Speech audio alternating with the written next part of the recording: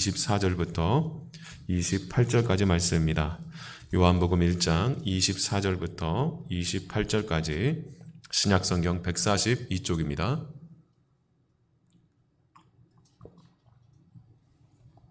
요한복음 1장 24절부터 28절까지 제가 봉독하겠습니다.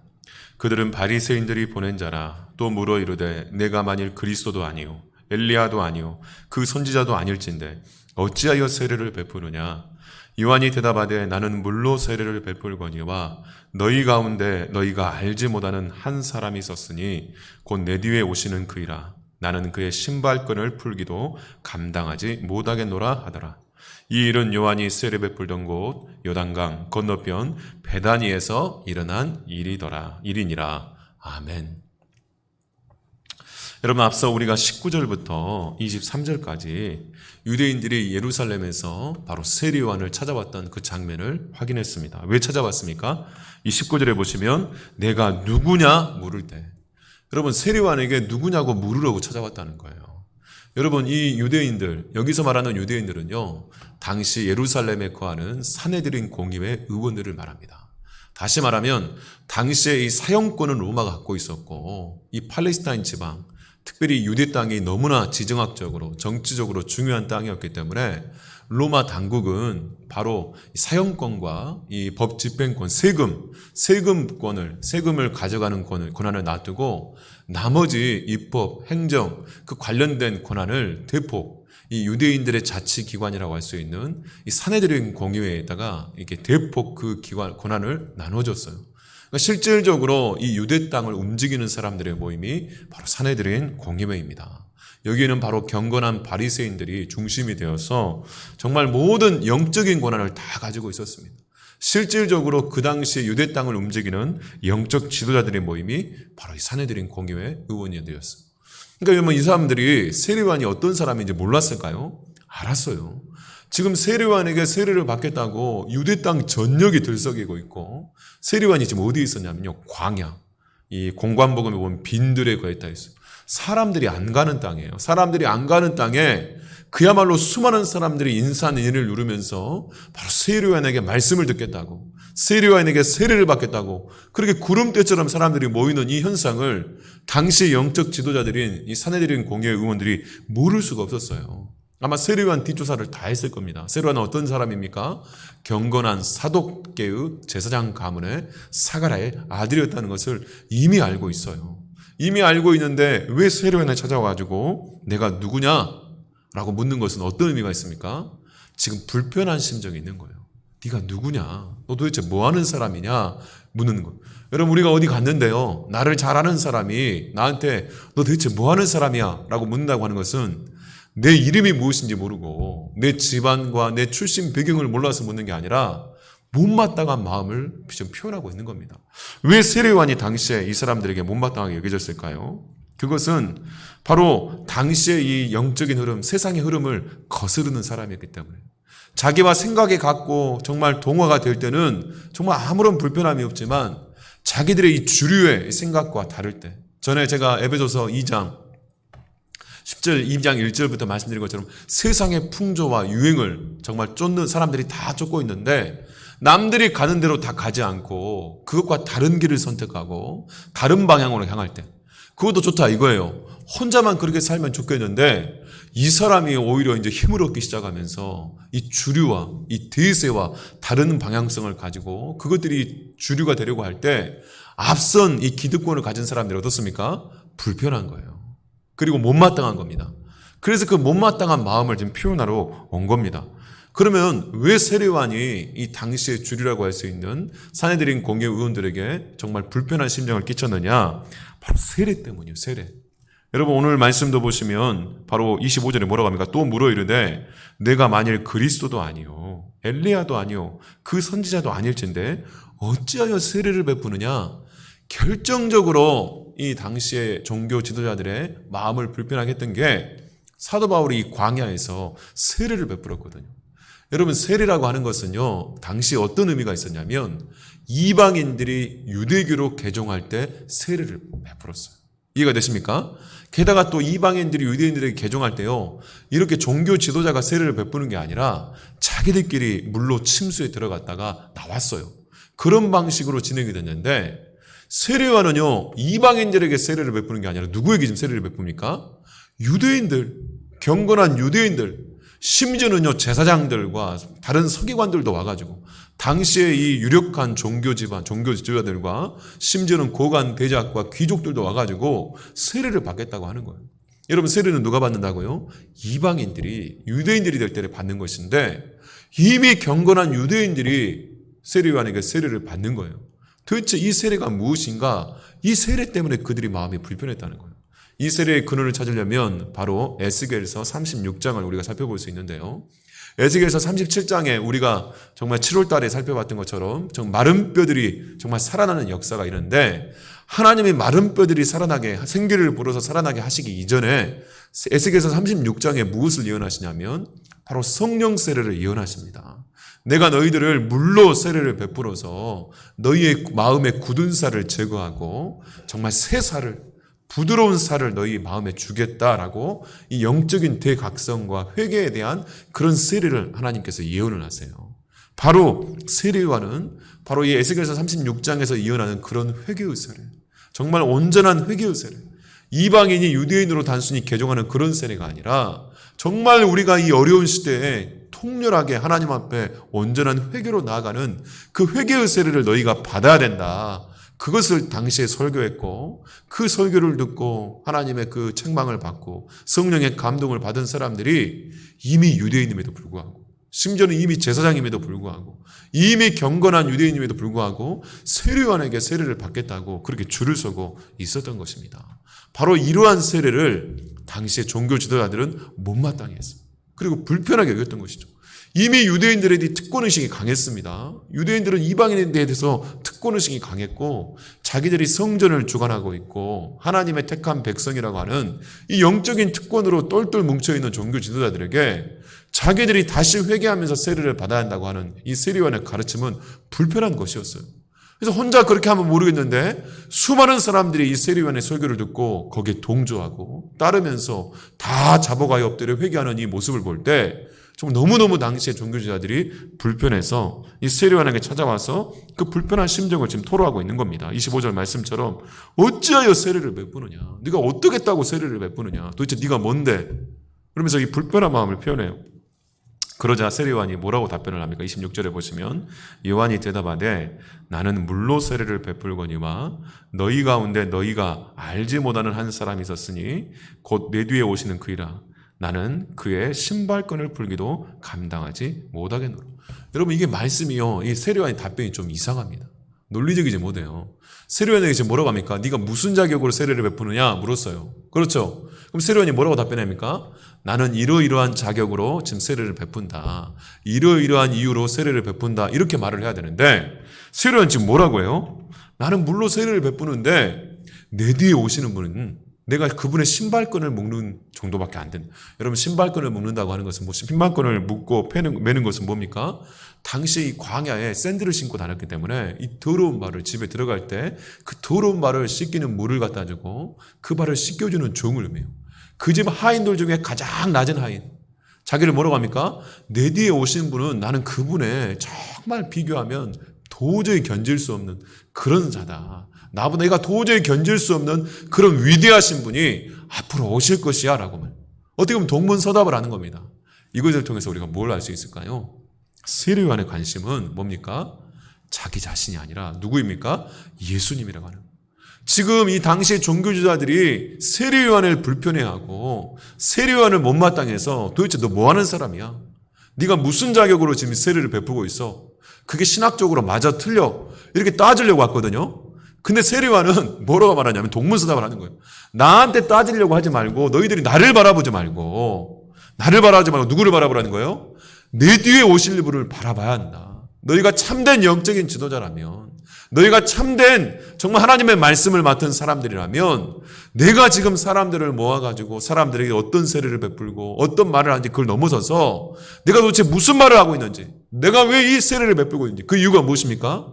바로 세례요한은요, 지금 예수님을 증언하게 오신 분이에요. 여러분, 앞서 우리가 요한복음 1장 6절에서 뭐라고 하죠? 우리 살펴본 것처럼 요한복음 1장 6절에 하나님께로부터 보내심을 받은 사람이 있으니 그의 이름은 요한이라.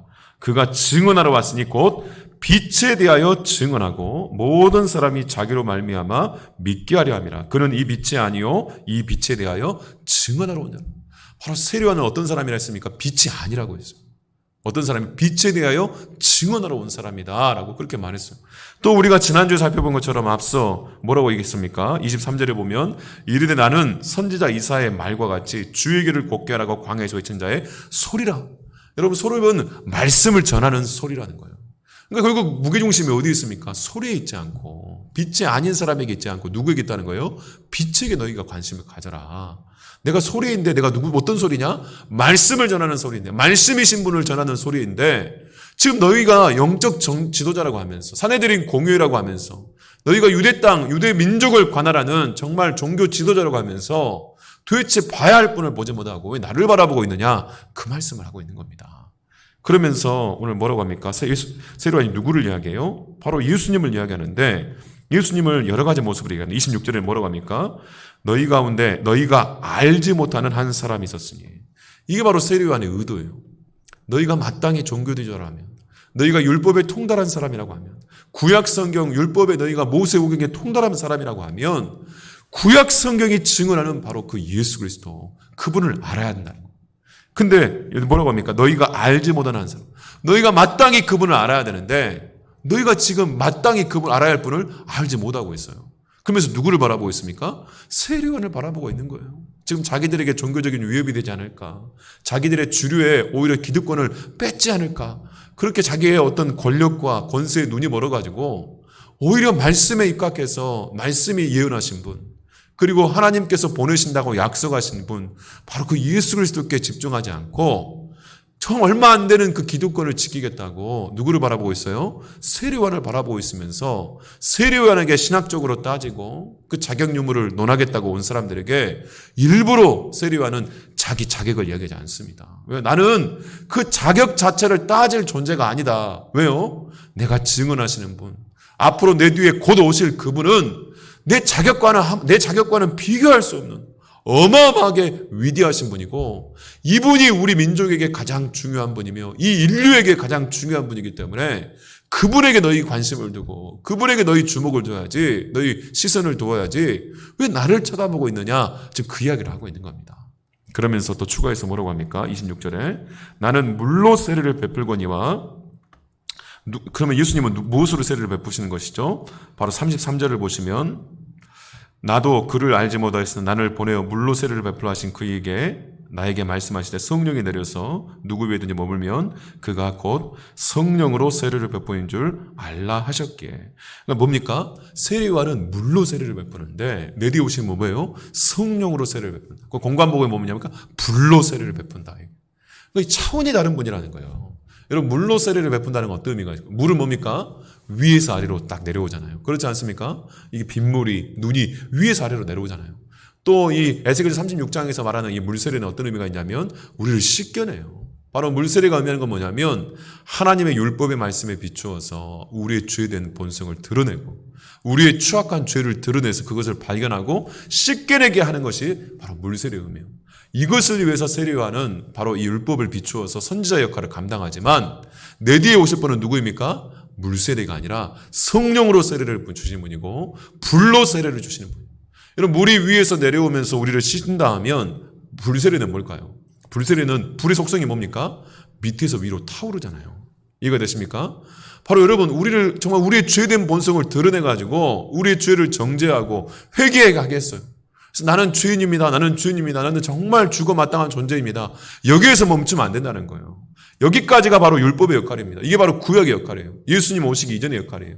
여러분, 우리가 성경 말씀을 통해 예수를 인격적으로 만나지 않으면 하나님의 말씀을 많이 읽고 말씀을 알지만 이 말씀을 통해 말씀이신 예수 그리스도를 만나지 않으면 어떻게 해요? 물세례에서 그치는 거예요. 물세례는 뭡니까? 우리의 죄를 드러내가지고 그것을 씻어야 한다까지는 있어요. 근데 죄인됨까지는 고백해요. 근데 거기서 멈추면 안 된다는 거. 그 다음에 뭐가 필요합니까?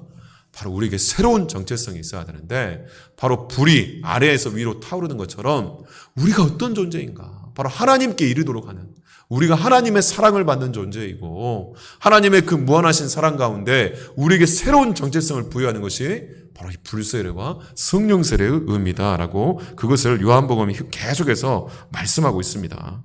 정말 여러분, 이 물세례와 불세례에 대해서는 다음 주에 다시 한번 말씀을 드리겠는데, 그래서 물은 위에서 아래로 흐르면서 우리의 죄악을 드러내고 씻겨내는 것을 의미한다면, 불은 무엇입니까? 바로 여러분, 우리의 정말 이 낮아진 마음, 주인된 고백한 이 사람들을 다시 회복시켜요. 다시 우리에게 따뜻하게 우리를 다시 일으켜요. 일으켜서 누구요? 하나님께 나아가게 하는 거예요. 바로 하나님의 사랑과 은혜를 받아 마땅한 존재로. 그러니까 여러분, 물세례의 의미는 뭡니까? 우리가 예수 그리스도의 십자가의 죽으심 가운데 우리도 죄에 대하여 완전히 죽는 것을 의미한다면, 성령 세례와 불세례를 뭘까요? 바로 부활을 의미해요. 예수님이 사흘 만에 다시 살아나신 것처럼 우리도 하나님 안에서 새로운 정체성을 가지고 하나님의 능력 가운데 다시 일어나는 것을 의미한다라고 하는 겁니다. 여러분, 우리가 언제까지 죄인됨만 고백할 겁니까? 우리가 주일 대표기도 할 때도 하나님, 지난 한 주간 동안 이렇게 또 죄만 짓고 살았습니다. 물론 죄를 짓고 살죠. 근데 거기에서만 멈추면 안 된다는 거예요. 이해가 되십니까? 내가 죄인이지만 동시에 또 뭡니까? 우리는 죄에 대하여 죽고 하나님께 대하여 산 자로서 하나님과 영광스러운 사역을 감당하고 하나님의 놀라운 생명과 은혜를 누리는 그 역할을 감당하는데, 그게 내 능력으로 된 게 아니라 뭐예요? 부활의 능력으로. 하나님의 이 불세례와 하나님의 성령 세례 가운데 부어주시는 하나님의 그 무한하신 사랑과 은혜 가운데 내 안에 새로운 정체성이 싹 트는. 우리가 지난주 요한복음 1장에서 계속 무슨 얘기를 하냐면 내가 누구인가, 이 정체성에 대해서 이야기를 해요. 여러분, 세례요한이 지금 뭐라고 합니까? 나는 그리스도가 아니다, 나는 엘리야가 아니다, 나는 그 선지자, 바로 모세가 나와 같은 말세의 선지자가 나타날 것이다, 모세가 했던 그 선지자가 아니다, 자기가 아니다라고 계속 규정해요. 여러분, 이게 중요합니다. 우리가 우리 자신의 정체성을 아는 데 있어서 첫 번째 우리가 해야 할 것은 뭐냐면 내가 어떤 존재가 아닌지를 아는 게 중요해요. 이해가 되십니까? 내 분수를 아는 게 중요해요. 여러분, 아담과 하와가 왜 범죄했습니까? 여러분, 하나님이 우리에게 자존감을 주신 것은, 소위 말하는 자존심을 주신 것은 서로 그 자존감을 가지고 서로를 인정하고 사랑하고 사랑받을 수 있도록 그 자존감을 주었는데, 사단은 우리에게 와서 이 자존감을 가지고 죄를 짓게 하는 거예요. 어떻게 죄를 짓겠습니까? 비교하는 마음을 주는 거예요. 비교하는 마음. 비교하는 마음을 주는 순간 우리가 비참해지는 거예요. 근데 문제는 정말 사단이 와가지고 누구랑 비교하게 만듭니까? 이 아담과 하와를요, 하나님과 비교하게 만들었던 거예요. 여러분, 어떻게 하나님과 우리가 비교할 수 있는 존재입니까? 그런데 여러분, 이 자존심이라고 하는 것은요, 우리가 도저히 비교해서는 안 되는 대상과 비교하게 만드는 거예요. 하나님과 전 비교해요. 그래서 뭡니까? 네가 이 선악과를 따먹으면 너 하나님처럼 될 거야. 이 말은 뭐예요? 지금 네가 하나님보다 더 못하다는 거예요. 네 존재를 봐라. 네가 하나님보다 못한 존재가 아니냐. 그래, 네가 이 선악과를 따먹으면 너는 하나님과 같은 존재가 될 거야 하면서 하나님과 비교하는 마음을 갖게 해서 그로 하여금 죄를 범하게 만들고, 그로 인해서 생명에서 이탈해서 이 사망의 이 저주를 받게 만든 것. 이게 사탄의 전략이었는데, 여러분 생각해 보십시오. 피조물의 인간이 어떻게 하나님과 비교를 합니까? 그런데 하물며 우리 인간들 스스로가 막 비교를 해요. 저 사람은 정말 저렇게 사는 것 같은데 왜 하나님 저렇게 복을 주시고, 나는 왜 이렇게 인생이 힘들고 어렵기만 할까? 이렇게 끊임없이 비교하는 마음을 통해, 또 이 시대에, 제가 에베소서 2장에서 말씀드린 것처럼 세상의 풍조와 세상의 유행을 가지고 비교를 해요. 이것도 있어야 되고, 이 차도 있어야 되고, 이런 집도 있어야 되고, 이런 정말 이 정도는 있어야지. 이런 세상의 풍조와 기준을 가지고 끊임없이 비교하면서 스스로 비참해지게 만드는 것. 이게 사탄의 전략이고, 그 사탄의 전략에 우리가 정말 지혜롭게 영적으로 분별하지 않으면, 하나님의 이 진리의 말씀에 비추어서 그것을 분별하지 않으면 거기 같이 휘둘려가지고 스스로 비참해지고 이렇게 죄악 가운데 무너질 수밖에 없게 만든다라고 하는 겁니다. 그런데 놀라운 것은 우리가 이 요한복음 1장 19절부터 오늘 본문이 26절까지 해서 세례요한은요, 그렇게 비교를 하고 그렇게 따지려고 하는 그런 이 종교 지도자들의 이 정말 흔들어대는 이 사단의 전략에 전혀 흔들리지가 않는 거예요. 세례요한은요, 자기가 누구인지 분명히 알았어요. 첫 번째 뭐라고요? 나는 그리스도가 아니다. 너희들이 지금 나를 정말 그렇게 보고 있는데 그리스도 아니다. 나는 엘리야도 아니다. 나는 모세가 연했던 그 선지자는, 자기가 누가 아닌지를 분명히 알았어요. 철저하게 자기를 지금 부인하고 있어요. 여러분, 이게 어떻게 가능할까요? 이게 어떻게 가능할까요? 어떻게 우리가 하나님 앞에서 이렇게 자기가 자기가 누가 아니라는 것을 알 수 있을까요? 그것은 뭡니까? 바로 예수 그리스도가 누구인지를 알기 때문에. 여러분, 진정한 겸손은 바로 예수 그리스도를 누구인지를 알기 때문에 우리가 우리 자신을 내려놓을 수가 있는 겁니다. 왜요? 예수 그리스도 안에서 우리가 온전한 만족을 누릴 수가 있고, 예수 그리스도가 우리에게 어떤 존재인지를 우리가 확신하고 그것을 경험하고 체험하고 있기 때문에 내가 아무것도 아니어도 괜찮은 상태가 되어버리는 거예요. 왜요? 예수 안에 하나님이 주시는 이 참된 보화와 보물이 너무나 엄청난 것이기 때문에, 그 예수 그리스도가 내 내면 안에 나와 영으로 함께 하셔서 우리가 죄에 대하여 죽고 하나님에 대하여 영광스럽게 살 수 있는, 지난주에도 말씀드렸죠. 나를 위해 대신해서 십자가에 죽으시는 그 십자가의 사랑과 십자가의 사건을 통해 우리는 뭘 알 수 있어요? 나를 향한 하나님의 무한하신 사랑이 얼마나 위대하고 대단한지를 우리가 알 수 있어요. 그리고 또한 예수님이 3일 만에 다시 살아나시는 이 부활을 통해서 나에게 베풀어 주시는 하나님의 능력이 얼마나 위대하고 대단한지를 우리가 알 수 있어요. 다시 말씀드리면 예수 그리스도의 십자가의 죽으심을 통해 하나님의 무한하신 사랑을 우리가 깨달을 수가 있고, 예수님의 사흘 만에 부활하신 이 부활 사건을 통해 나에게 하나님이 베풀어 주실 능력이 얼마나 위대하고 무한하신지를 알 수가 있다. 그래서 복음의 핵심은 예수 그리스도의 죽으심과 부활이에요. 바로 하나님의 이 무한하신 사랑과 내게 베풀어 주신 하나님의 능력이에요. 근데 우리가 하나님의 사랑은 우리가 붙잡고 있지만 이 부활의 능력을 생각하지 못하죠. 이 부활의 능력이 있기 때문에요, 사탄이 우리에게 흔들어서 어떻게 흔듭니까? 우리의 비교한 마음을 통해 자존감을 흔들어댈 때도 흔들리지 않을 수 있는 능력이 생기는 거예요. 이 부활의 능력이 우리에게 있기 때문에, 이 부활의 능력 가운데 주어지는 참된 정체성이 우리에게 있기 때문에, 내가 누구인지를 아는 명확한 자기 인식이 있기 때문에 사단이 와가지고 끊임없이 우리를 비교하고 우리의 자존심을 흔들어대면서 우리를 정말 비참하게 만들려 해도 흔들리지 않는 거예요. 이 세례요한이 와가지고 너 도대체 뭐 하는 사람이냐, 네가 무슨 권한으로 지금 세례를 베풀고 있느냐, 이렇게 흔들 때 또 그 말은 않지만 음흉한 시선을 뭐예요? 저놈이 진짜 그리스도인가, 저놈이 진짜 엘리야인가, 저놈이 진짜 세례요한 그 선지자인가, 이런 마음으로 올 때 명확하게 얘기하잖아요. 나는 그리스도도 아니다, 나는 엘리야도 아니다, 나는 모세가 연한 그 선지자도 아니다. 어떻게 이렇게 담대하게 말할 수 있을까요? 예수님을 아는 자였기 때문에, 예수님이 누구이신지를 명확하게 아는 자였기 때문에 그가 이렇게 흔들릴 수 않았다.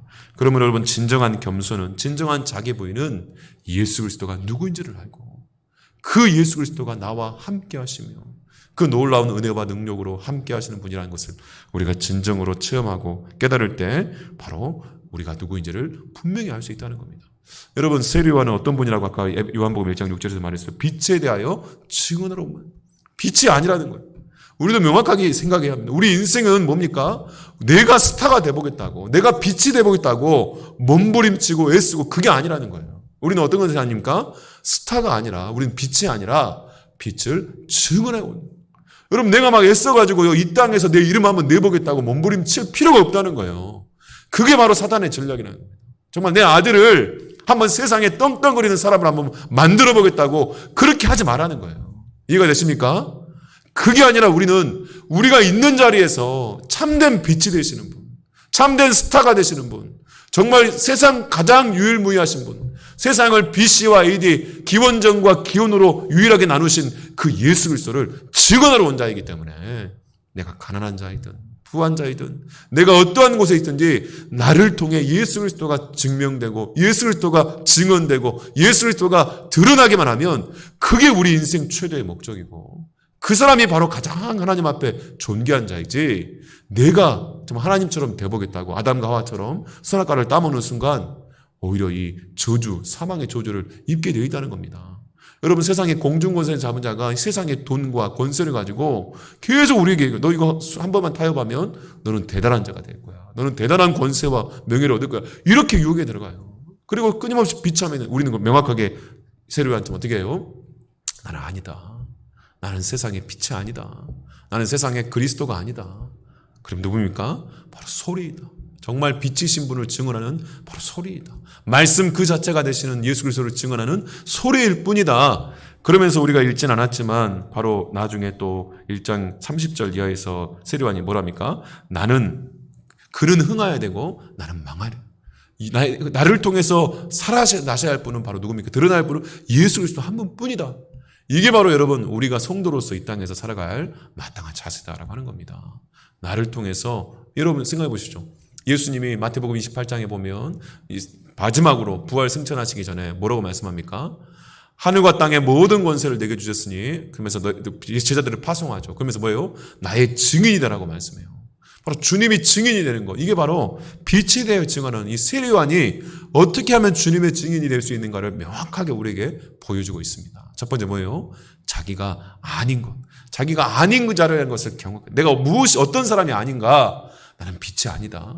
세상에 주목하는 그 영웅이 아니다. 세상에서 찾아내는 그런 메시아가 아니다. 명확하게 내 분수를 아는 것. 두 번째로 뭡니까?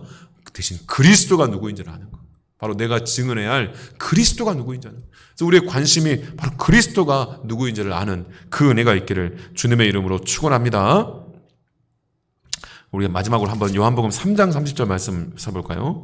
여러분 요한복음 3장 30절 한번 찾아보겠습니다. 요한복음 3장 30절 찾아서 우리 함께 읽고 말씀을 맺겠습니다. 요한복음 3장 30절입니다. 같이 읽겠습니다. 시작. 그는 흥하여야 하겠고 나는 쇠하여야 하리라 아니라. 이게 바로 세례요한의 자기 인생의 한마디의 정의예요. 이 세례요한 자기 인생의 정말 사명이고 목적이에요. 우리도 똑같습니다. 내가 가난하든지 부하든지 어떤 상황에서든지 나를 통해 드러나신 분은 바로 예수 그리스도 한 분뿐이고 예수 그리스도가 흥하게 되고 나는 쇠하게 되는 것. 그게 바로 우리 인생의 가장 존귀한 인생이에요. 그리스도께서 내 안에 온전히 머무시려면 어떻게 합니까? 우리 오늘 표어처럼 내가 그만큼 없어지면 돼요. 내 안에. 내가 그만큼 내가 부인되어지고 내가 죽을 때 나를 통해 예수 그리스도가 강력하게 역사하셔서 내가 어디에 있든지 나를 통해 우리 가정에서도 어떻습니까? 내가 죽어야 돼요. 우리 남편과 우리 아내의 관계 속에서도 내 장강 욕심에 내가 옳은 것을 이야기하더라도 영적으로 선한 것을 주장하더라도 내가 먼저 죽어버려야 돼요. 나를 통해 내가 죽을 때 나를 통해 드러나신 것은 바로 예수 그리스도 한 분뿐이에요. 우리 자녀들과 관계에서도 마찬가지고요. 우리 이웃과 관계에서 마찬가지예요. 제가 지난주일에 말씀드렸죠. 주에 대해 주는 게 뭐라고요? 반응하지 않는 것이다. 무덤에 가서 묘지 앞에서 그 사람의 이름을 부르고 아무리 비방해도 그 사람 반응하지 않잖아요. 그 사람의 이름을 가지고 막 칭찬해도 그 사람 반응하지 않잖아요. 지금 세례요한에게 와서는요, 이 사람이 어떤 사람입니까? 대형 교회를 이뤘어요. 빈들의 광야에서. 오늘날 말하면 메가처치. 수십만 명 되는 세계 최대의 교회를 일군 사람. 그만한 어마어마한 영적 영향을 가진 사람이에요. 그래서 사람들이 우러러봅니다. 그래서 대단한 종교 지도자, 영적 지도자들이 와서 이 사람의 존재감을 막 확인하려고 해요. 그때 명확하게 자기가 누가 아니라는 것을 알잖아요. 그게 어떻게 가능합니까? 바로 예수 그리스도가 누구인지를 알았기 때문에. 그리고 자기가 완전히 간에서 죽어졌기 때문에 그러니까 역으로 하나님만 더 드러나는 겁니다. 역으로 하나님의 말씀의 능력만 더 나타나는 겁니다. 그래서 말씀을 맺겠습니다. 우리 교회가 이 지역 가운데 예수의 생명과 예수의 능력을 나타내려면 어떻게 해야 될까요? 우리 성도들이 우리 가정에서 이 지역 가운데서 우리 일터에서 정말 예수의 생명과 능력을 나타내려면 어떻게 해야 될까요? 내가 죽으면 돼요. 내가 없어지면 된다는 거예요. 이 세례요한처럼 내가 정말 아니다라는 것을 명확하게 선언하면 돼요. 그러면 그게 어떻게 가능하다고요? 예수가 누구인지를 알 때. 예수님이 내게 어떤 분인지 성경에 예수를 뭐라고 증언하는지를 우리가 온전히 체험하고 경험할 때 내가 예수로 충만해질 때 나는 없어지고 나는 죽어지고 예수의 능력과 은혜로만 충만해지기를 소망합니다. 그래서 우리 교회를 통해 그래서 심지어는요 우리 교회 자랑하시면 안 돼요. 여러분 이름 있는 한국에 이름 있는 교회들 있지 않습니까? 서울의 강남에. 그래서 그 성도들은요 보면 예수를 자랑한 게 아니라 자기 교회만 자랑하고 끝내요. 우리 교회 오면 이런 거 있는 거 좋다. 그것도 마땅하지가 않아요. 아시겠습니까? 예수교회를 자랑한 게 아니라 우리는 예수만 자랑해야 돼. 예수만 자랑할 때 우리 교회가 예수로만 충만해질 때 그때 예수님의 능력이 온전히 나타나고 예수께서 회복하시고 예수께서 치료하시는 역사가 나를 통해 우리 가정에 우리 교회를 통해 이 땅 가운데 아름답게 드러날 것을 믿습니다. 오늘 말씀